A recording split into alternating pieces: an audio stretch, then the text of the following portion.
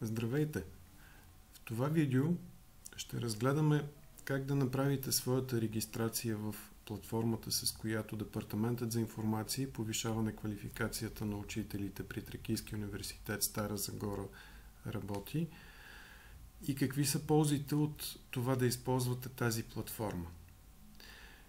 Вече видяхме как можете да попълните формуляра, с който да заявите своето желание за включване в процедура за придобиване на ПКС, краткосрочни курсове или следдипломни специализации. След като сте попълнили формуляра и сте изпратили тази информация, колеги от учебен отдел са прегледали и ако всичко с вашите документи е наред, те ще ви изпратят един имейл. В този имейл, който изглежда ето така,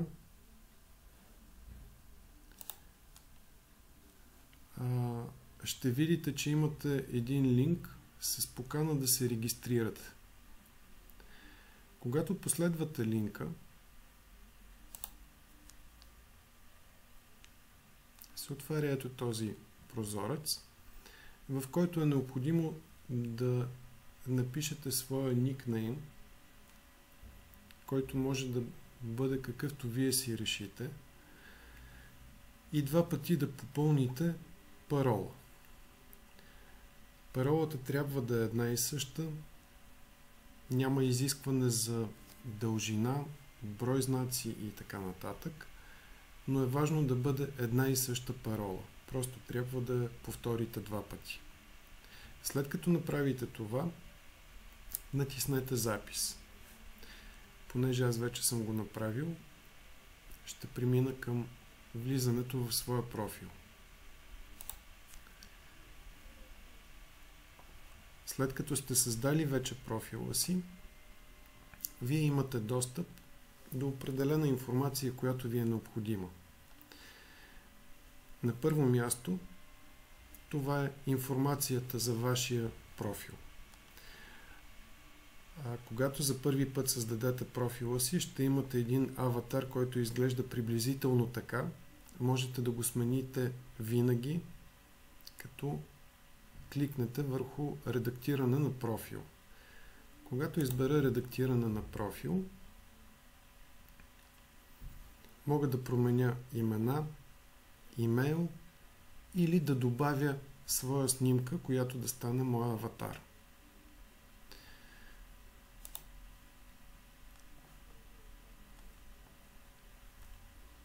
От табовете, ето тук, преминавате към различните функции, които имате чрез своя профил.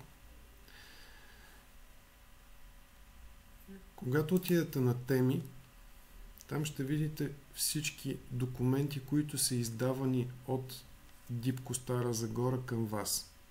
До момента документите, които са създадени, са първо формулярът, който попълнихме вече.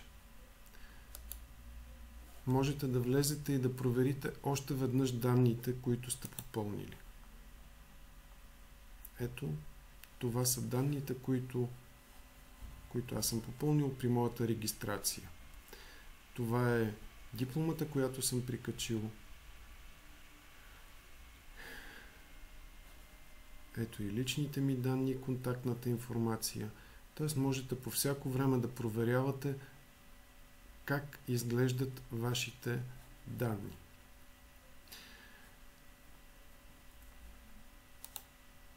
Отново в теми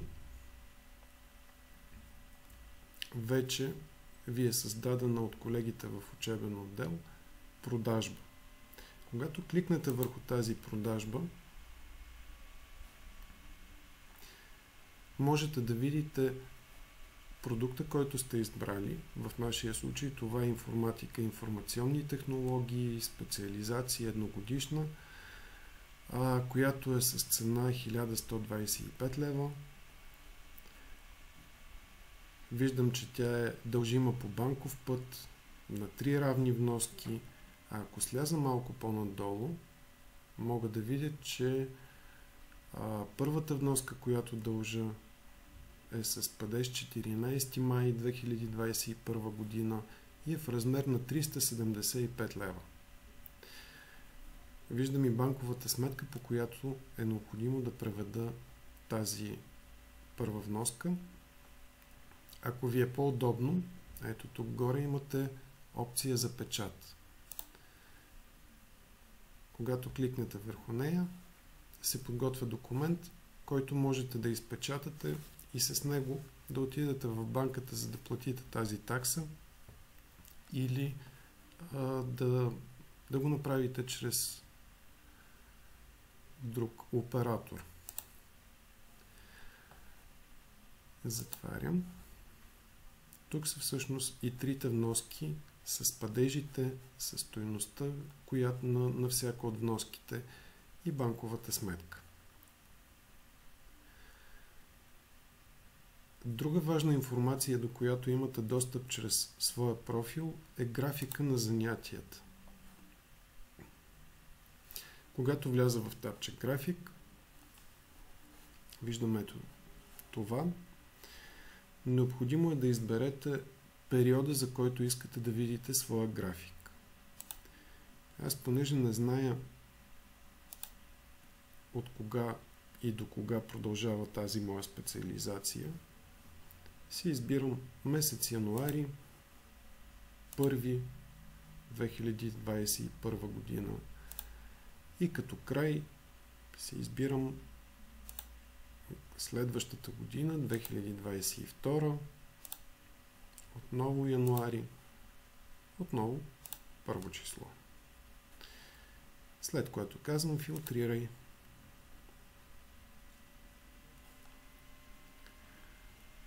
Ето тук отдолу се появява всеки един ден от избрания период. Те са празни, т.е. нямам никакви занятия. Чак до 24 април.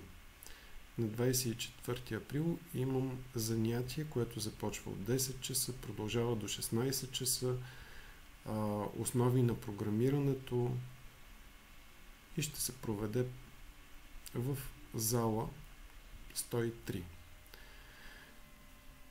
Всички наши занятия се провеждат дистанционно, което означава, че използваме виртуални зали. Тези виртуални зали, виждате как се появяват под всяко от занятията. Когато кликнете върху виртуалната зала, в която ще се провежда съответното занятие, ви се отваря директно виртуалната зала и е необходимо да напишете своите имена и да изберете синия бутон, с което се присъединявате към занятието. По този начин изключително лесно достъпвате всяко едно от събитията и не е необходимо да следите имейла си или да си препредавате някаква информация или да се притеснявате, че не сте получили нещо. Отново в теми ще се появяват всички информации, които получавате от учебен отдел. Всичката информация, която получавате от преподавателите си. Така че този профил е нещото, което доста ще улесни комуникацията помежду ни. Възможно е, ако влезете в график, да не откриете нищо. Това означава, че за избраната от вас услуга все още не е съставен график. Ако кандидатствате за процедура за придобиване на ПКС, към момента, в който правите своята регистрация, графикът най-вероятно все още няма да бъде готов. Той ще се появи през месец септември, когато ще можете да видите на коя дата е вашата защита или събеседване, или писмен изпит, в зависимост от това за коя професионално-квалификационна степен кандидатства.